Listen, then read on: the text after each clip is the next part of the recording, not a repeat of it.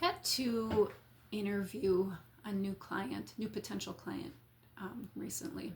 And I thought his story was a really good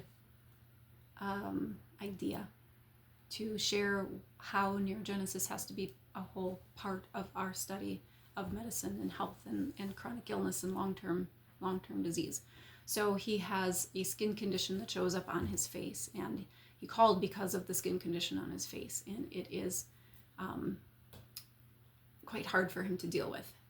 And I remember a professor told me once, if you let someone talk long enough, eventually they'll tell you what's wrong with them.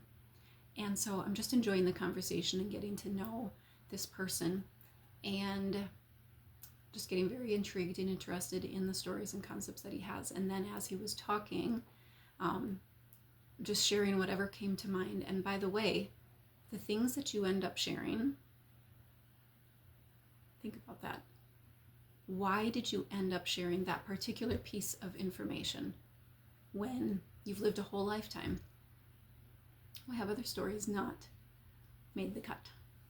Why is this something that was so at access in the brain that it needed to talk about it? It's because it's still prominent. It is still priority, which means it's going to have a huge influence on how your nervous system is dictating to the rest of the body. And so what he had said was, I can't face what I did. I'm trained to pick out concepts. And I wrote that one down so that we could unbox that at some point, should he decide to work with me. And there is no weird coincidence in that. I can't face what I did, and the symptoms are showing up on his face.